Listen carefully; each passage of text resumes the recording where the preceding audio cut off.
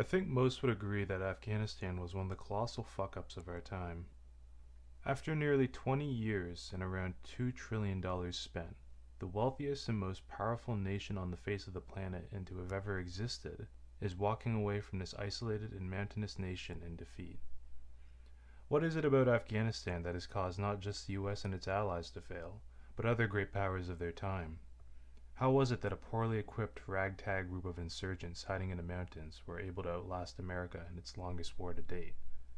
This video is on why America and those who came before failed in Afghanistan, and what the future might hold. Before we get too far into things, let's cover some basic facts about the country. Afghanistan is a mountainous, landlocked nation slightly smaller than the state of Texas. It's been dubbed the heart of Asia since it's located at the crossroads between Central and South Asia. The country has some interesting geography. Mountains are very prominent, and it contains the westernmost extension of the Himalayas, the Hindu Kush, which run through the center of the country. It's also home to other mountain ranges such as the Pamir and Karakoram mountains. There's other geographic regions as well, such as the fertile northern plains and arid southwestern plateaus. As a result, the country has a variety of different biomes, from cold alpine forests, home to bears and snow leopards, to burning hot deserts where the temperature can go well over 40 degrees in the summer. Afghanistan has one of the lowest rates of urbanization in the world, with only its capital city of Kabul topping 1 million in population. The rest of the country, 3/4 of, live rural, and it is one of the least developed countries on Earth. Close to a quarter of the population is unemployed, and around half the population lives below the poverty line. Despite sitting on over 1 trillion in mineral reserves, the backbone of the Afghan economy is largely agriculture, with fruits such as pomegranates being one of the main crops, but also, interestingly enough, opium, which Afghanistan is the world's largest producer of. The country is home to many different ethnic groups. There are 4 major ones going by population. The first is the Pashtuns, who are roughly 42% of the population. Next is the Tajiks at 27%, and then the Uzbeks and Hazaras, both at 9%. The country also has 2 official languages, the first being Dari, which is sometimes referred to as Farsi by Afghans, and then Pashto, along with several other regional languages. By virtue of its location being at the heart of Asia and containing many of the trade routes of the Silk Roads, the country of Afghanistan has a long and sometimes violent history stretching back from the wars of present day to when Alexander the Great first set foot in the region back in 330 BC. One thing that has come from Afghanistan's extensive history is its notorious naming as the Graveyard of Empires, for its extreme difficulty in ruling and multitude of past failures to do so effectively. Sure, the land has been conquered a number of times, sometimes with extreme difficulty. For example, in the early Middle Ages, the Arabs suffered some of their first major setbacks in Afghanistan, with heavy losses and it taking over 200 years to Islamicize the region, despite Islam spreading much more rapidly over even greater masses of land before that.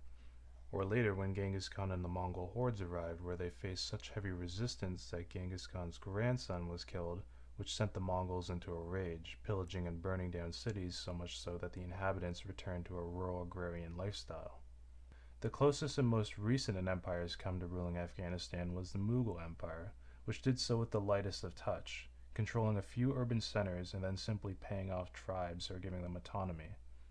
Despite this, their rule was still precarious, as they faced constant tribal revolts, and a particularly nasty one in 1672, which they were able to put down, but their rule would never extend much further beyond the main roads again, where the lands beyond descended into lawlessness and hostile tribes. The Mughals eventually lost the region to the Persian Safavids, who also had to deal with the unruly Afghan tribes. The Safavid Empire would virtually be brought down by a Pashtun revolt in Kandahar that resulted when the Safavids tried to convert them to Shia Islam.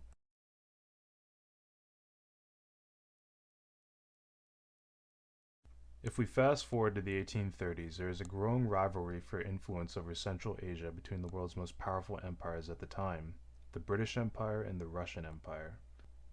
This vying for power over Central Asia was called the Great Game, and Afghanistan was caught between these 2 giants. The British grew paranoid that the jewel in the crown of the empire, India, was susceptible to Russian expansion, and so they sought to use Afghanistan as a buffer state. Afghanistan's ruler at the time, Dost Muhammad Khan, who had came to power in 1826 after a brutal civil war with a rival clan, was now finding it difficult to balance his country between the two great powers. Britain felt that he was either hostile towards them or unable to resist Russian influence. And so Lord Auckland, the then Governor-General of India, ordered an invasion of Afghanistan to restore the previous ruler, Shah Shoja, to the throne. In August of 1839, Shoja was installed as ruler of Kabul. However, Afghans would not tolerate a foreign occupation nor a puppet imposed on them, and so they revolted.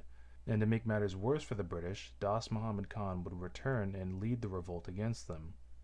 The British quickly realized that the situation was untenable, and what followed was one of the worst military disasters in British history.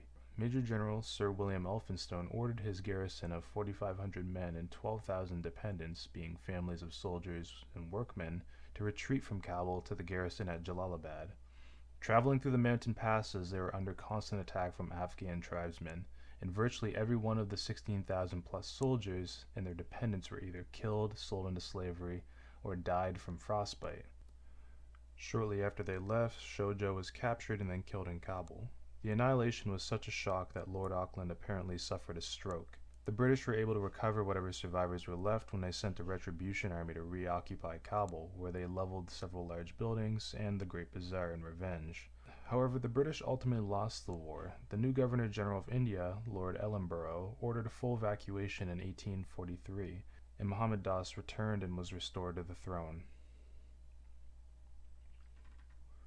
The British would go to war on 2 more occasions, and would have somewhat mixed success along with fairly high casualties. In the Second Anglo-Afghan War, they were able to successfully invade, install the Emir, and establish Afghanistan as a protectorate, where Afghanistan would let the Governor-General of India handle its foreign policy in exchange for protection and subsidies. Although not wanting to provoke, the British withdrew their troops and let Afghans manage their own internal affairs. This victory would cost the British close to 10,000 fatalities from both combat and disease, a cost that ultimately probably wasn't worth it, as any possible considerations to invade India by Russia was abandoned 80 years earlier, and in a few decades Afghanistan would go to war again with the British and win independence in 1919. For one of the strongest powers at the time, Afghanistan was a costly endeavor that yielded virtually no gain. In what limited success they did have in controlling the region, it was short-lived, and done so by emulating what the Mughals did before them, by staying the fuck out of their affairs. To close off with the British Empire's experience in Afghanistan, I want to read a quote by Harold Macmillan, who was giving advice to the newly elected British Prime Minister in 1963. "My dear boy, as long as you do not invade Afghanistan, you will be absolutely fine."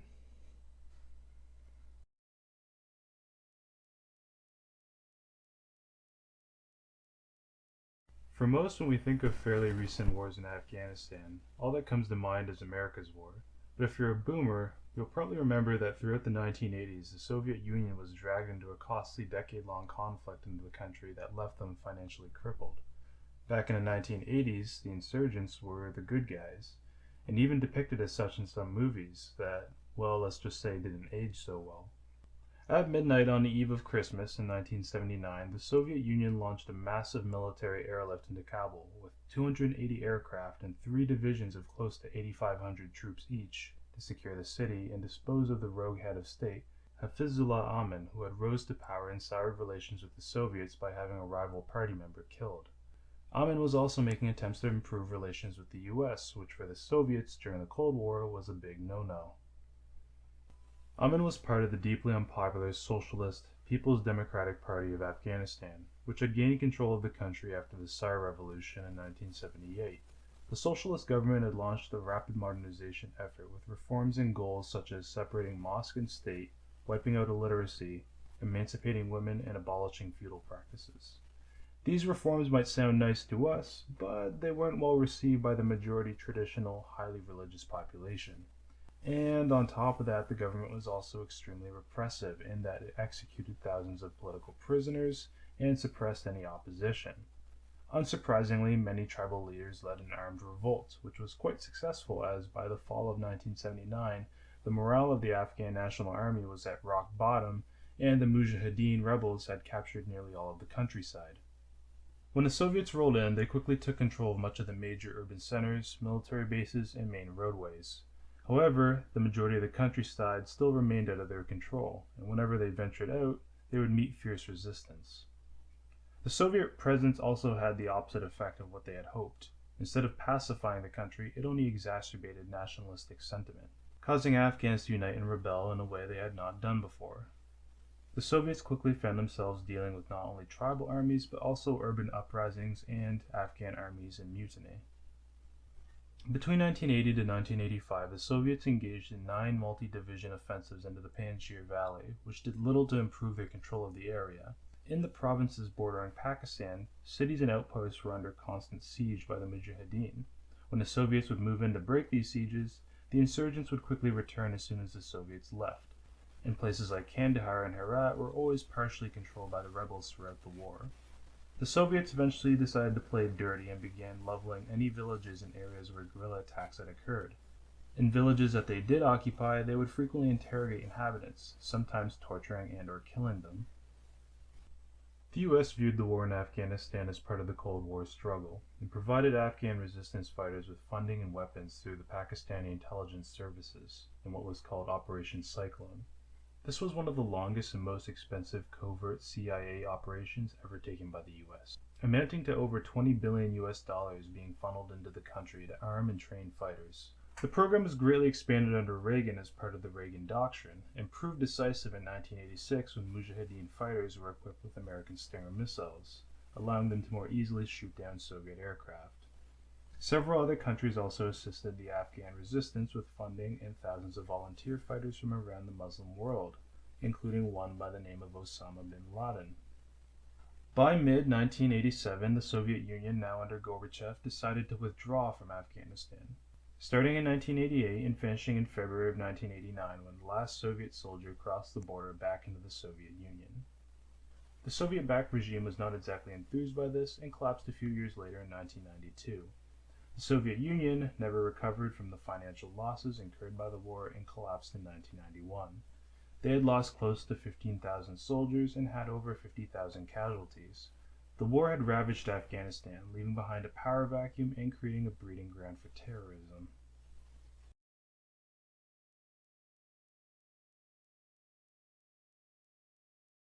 The 1990s in Afghanistan were absolute hell.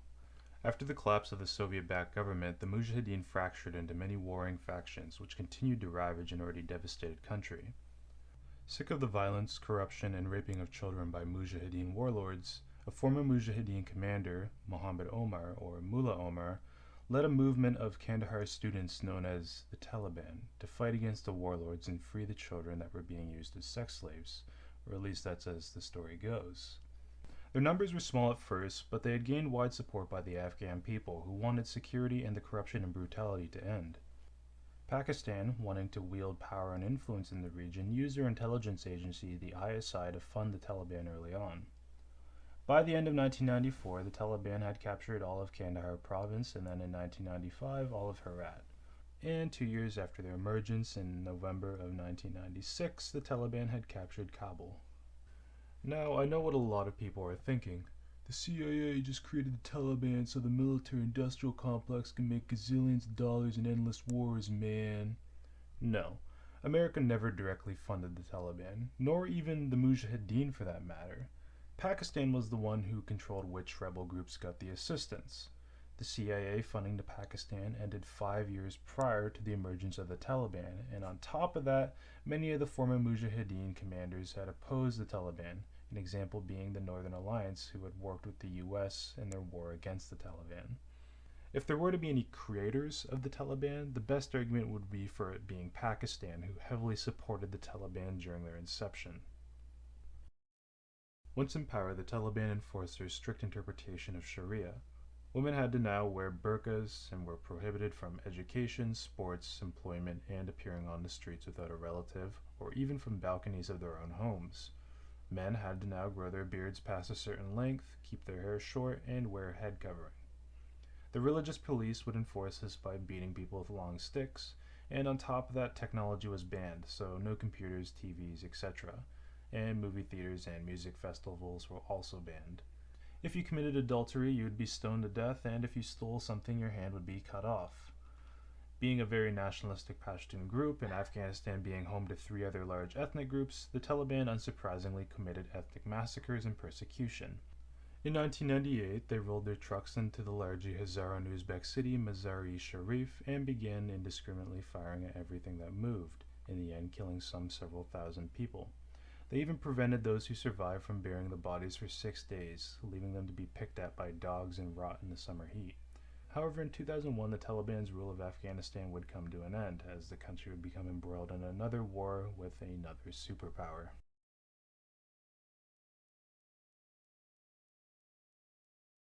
"20 years ago from when this video is released, 4 hijacked commercial airlines crashed into the World Trade Center, the Pentagon, and a field near Shanksville, Pennsylvania, killing around 3,000 people. Although no group claimed responsibility, US and British intelligence agencies came to the conclusion that it was Osama bin Laden's al-Qaeda, who were hiding in Taliban-controlled Afghanistan, that were responsible for the attacks. The US demanded that the Taliban hand over the al-Qaeda leaders, including bin Laden, to which the Taliban denied, invoking the Bush Doctrine, which stated that we will make no distinction between terrorists and those who harbor them. America's war in Afghanistan had begun. The early phase of the war involved aerial bombardments of Taliban and al-Qaeda positions, with ground operations being conducted by US Special Forces and the Northern Alliance, who were ex-Mujahideen factions that had set aside their differences for the common hatred of the Taliban. 12 days after the start of Operation Enduring Freedom on October 7, 2001, conventional ground forces had arrived. The first phase of overthrowing the Taliban government was relatively brief, lasting only 2 months, with their spiritual home and stronghold of Kandahar falling on December 6. The Taliban had fled into the countryside and in a neighboring Pakistan. However, bin Laden was still at large. US intelligence had tracked him to a mountain stronghold known as Tora Bora near the Pakistan border. The mountain was teeming with Taliban and al-Qaeda fighters, but to this day we weren't exactly sure if he was there. In the assault on Tora Bora in 2001, the mountain was subjected to heavy aerial bombardment as US and British Special Forces laser-designated al-Qaeda and Taliban positions, while the Northern Alliance led the assault on the cave complex. There was heavy resistance, but the US coalition forces came out victorious. However, bin Laden was able to escape, which many criticized that the Afghan and Pakistani forces allowed it to happen, and criticized the US's decision to let them lead the assault on the caves. Prior to his killing in 2011, Tora Bora was the closest the US had ever come to capturing bin Laden. After the ousting of the Taliban, America gradually began shifting towards rebuilding the nation, as in April of 2002, Bush announced his Marshall Plan for Afghanistan. From the start, however, development efforts were poorly funded as attention began shifting towards the looming confrontation in Iraq. And in October of 2004, Hamid Karzai, who was serving as the interim president, was elected to office for the full 5 years. The new Afghan constitution granted him a powerful central government with weak local and regional authorities, something that flew in the face of the country's long-standing tradition. In 2005, however, the Taliban began to resurge in the country and shifted their tactics to being more like what we see today, as opposed to the early days of the conflict where they had tried fighting the US by conventional means. IEDs and suicide bombings became frequently employed by the Taliban, and as a result, casualties began to mount. At the same time, an anti-American, anti-Western sentiment began to fester among Afghans due to the painfully slow reconstruction efforts, corrupt central government, and civilian casualties from NATO bombing. In 2009, realizing that radical change in tactics was needed, the newly elected President Obama replaced General David McCurran with General Stanley McChrystal. The idea was to emulate the surge tactic used in Iraq, where the US would deploy a high number of troops, focusing more on protecting civilians rather than trying to kill a lot of militants. In May of 2011, 10 years after his escape from Tora Bora, bin Laden was killed when special forces raided his compound in Pakistan. Despite the success of finally getting bin Laden and the later death of Mullah Omar, it seemed that the US was running into more issues with leadership than the Taliban. General McChrystal was replaced after he had made disparaging comments about President Obama and other top officials, and shortly after, WikiLeaks released information documenting unreported civilian deaths and the Taliban's use of heat-seeking missiles against aircraft, which suggests that the Pakistani intelligence services was helping them, despite US granting aid to Pakistan for its assistance in combating the Taliban.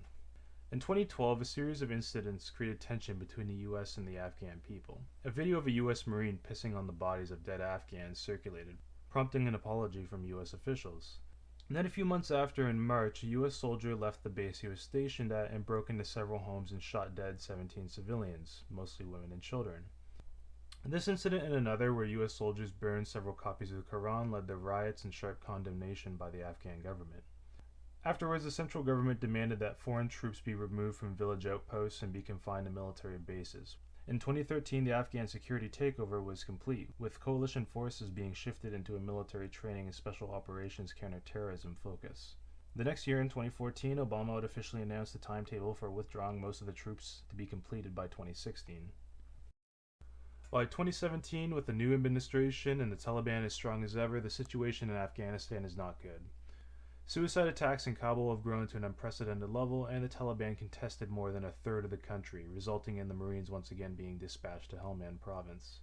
Trump went on to state that the decision to withdraw will be contingent on conditions on the ground, rather than a timeline set by Obama. He also castigated and cut off billions of dollars in aid to Pakistan for harboring the insurgents. Trump also deployed troops across rural Afghanistan to advise Afghan brigades and launch airstrikes on opium labs in an effort to financially weaken the Taliban. However, the Taliban only became more aggressive, and in a series of attacks they killed more than 115 people in Kabul. By February of 2019, the U.S. talks with the Taliban at Doha have reached their highest level yet, with the Taliban focusing on having U.S. troops be withdrawn while they promise not to harbor international terrorist groups from operating on Afghan soil. 1 year later, in 2020, the agreement was signed. And then several months after, the then acting defense secretary announced a plan to halve the number of troops to just 2,500, inching closer to Donald Trump's plan of ending the forever wars.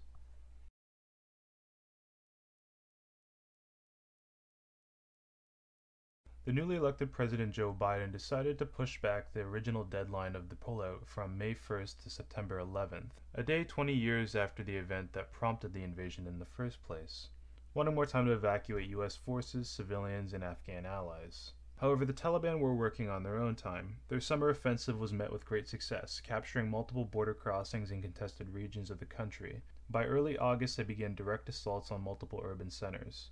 After their capture of the capital of the southern province of Nimruz on August 6, other provincial capitals began to fall in rapid succession. In the north, Mazar-e-Sharif fell, and then Jalalabad in the east. And by Saturday of August 14th, the Taliban had captured nearly all of Logar province just south of Kabul and were only 7 miles outside of the capital. On Sunday, August 15th, the Taliban poured into Kabul from all sides unopposed. The streets were silent, shops were closed, and there were no women out in the streets. U.S. diplomats scrambled to burn sensitive documents, and gunshots rang out as thieves and looters ran rampant. As insurgents poured into the city, Afghan President Ashraf Ghani fled the country, marking the collapse of the Afghan government and the fall of a city that U.S. intelligence claimed would hold out for at least 3 months.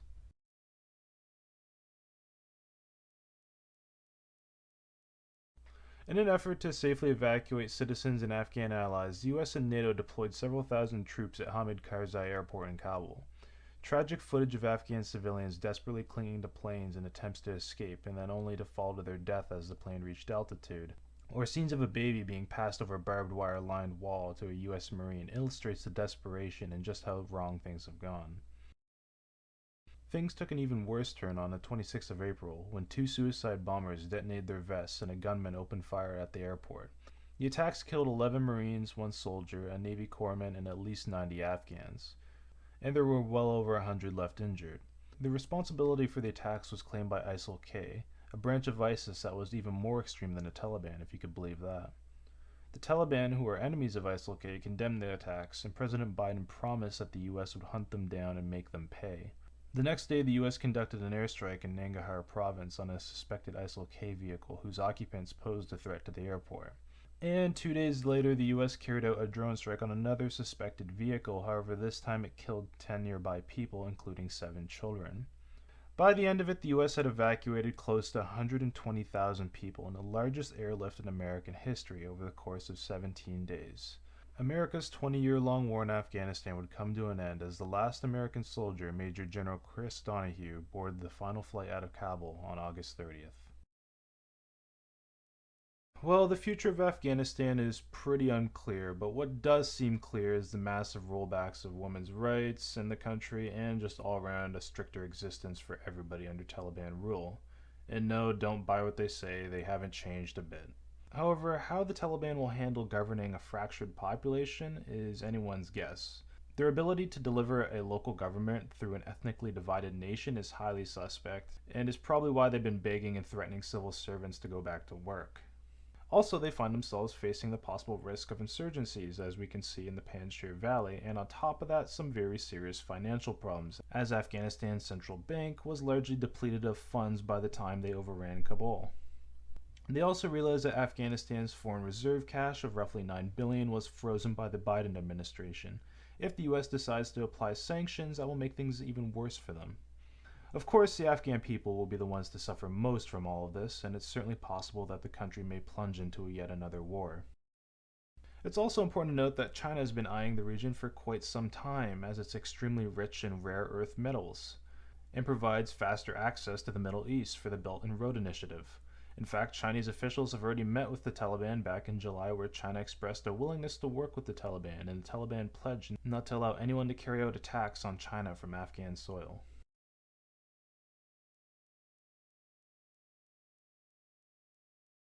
So why did America fail in Afghanistan, and is it possible that America could have succeeded had all the correct things been done? Well, the latter is impossible to know, but there's certainly many of things that the United States could have done better when it came to Afghanistan. Sure, Afghanistan is a difficult place to wage war. It's difficult to administer, it's mountainous, it lacks infrastructure, it's diverse and full of ethnic tension. But the United States is the most wealthy and powerful country to have ever existed. Is it really possible that all those factors are what kept America from victory? No. There's a few chief mistakes that the United States made. One was with how the Afghan government was organized. It was structured to be a Western-style democracy. Two was the failure to address the rampant corruption. And three was the lack of a clear plan. Success heavily hinged on building strong institutions in the country, and the US absolutely dropped the ball on this. Establishing a powerful central government with very weak local and regional authorities is one of the worst ways you could have structured Afghanistan if you knew anything about its history. Remember the Mughals. They ruled Afghanistan with a light touch. They left a lot of autonomy to the local authorities. What the US often failed to recognize is that most Afghans don't see themselves as Afghans. If you ask them, they would, for example, say they're Pashtuns and they're from Pashtunistan, which is a region of southern Afghanistan and northern Pakistan. Next is the corruption, and oh man, was it something else. It was no secret to US officials. It's been known for years that Afghan leaders would frequently acquire estates in places like Dubai with embezzled funds. There was even some claims that Afghanistan's president, Ashraf Ghani, who fled to the UAE once the Taliban rolled into Kabul, did so taking $169 million from the state coffers with him. One of the reasons the Afghan National Army collapsed so fast was in part because it didn't actually exist. Back in July, Biden claimed that the ANA was around 300,000 strong. However, those numbers were heavily inflated. Corrupt Afghan commanders would often come up with ghost soldiers, troops that only existed on paper, in order to pocket money that was allocated for fielding actual troops. Hundreds of millions of dollars every year were sent off to pay for soldiers that didn't actually exist. A West Point report estimated that the ANA only numbered roughly around 96K, and by the time Kabul fell, many of the soldiers who actually did exist lacked the bare basics such as food, clothing, and often went unpaid, all while their greedy fucking commanders lived in luxury. On top of this, the Afghan National Defense and Security Forces held one of the highest casualty rates in the world. One estimate puts it around 5,000 per month, while the recruitment rate was only roughly around 400 to 500 a month. Many of these soldiers were unable to see their families, and as I said, they were unpaid. And they certainly weren't willing to die for Ashraf Ghani's government, whom they believed was making secret deals with the Taliban. As a result, when push came to shove, many of them dropped their weapons and walked away. According to the Afghanistan papers, US officials have known for years about these problems and knew that the Afghan National Defense Forces would not be able to stand on their own. Next was a lack of America's focus and a lack of a clear plan. First, the US went in 2001 to dismantle the Taliban, then it went on to permanently destroying Al-Qaeda, and then US kind of got dragged into a war in Iraq, and now it became sort of a nation-building process that no administration wanted to get caught up in. As it turns out, Donald Trump wasn't the only one who didn't want to get caught up in forever wars.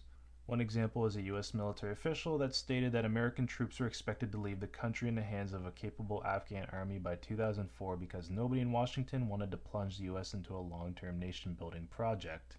But that's kind of what happened, and early on there wasn't enough money being spent for development projects as attention shifted to the war in Iraq, which was now a whole nother can of worms. Between 2001 and 2009, just 38 billion was being sent to Afghanistan for reconstruction. However, more than half of it went to rearming security forces, and what was left was only a fraction of what experts said would have been required to develop a country that consistently ranked in the bottom of development indices. The more things change, the more they stay the same. Afghanistan essentially goes back to the 90s, and America is just the latest superpower on a list of them to fall victim to the graveyard of empires. If one thing has changed, it's how war is fought, and America's been learning that the hard way for the better part of 60 years. The US military can obliterate anything in sight, and that's the kind of conflict America is good at: conventional warfare, where the enemy has uniforms, we meet on the battlefield, we defeat your forces, occupy your territory, and then you surrender.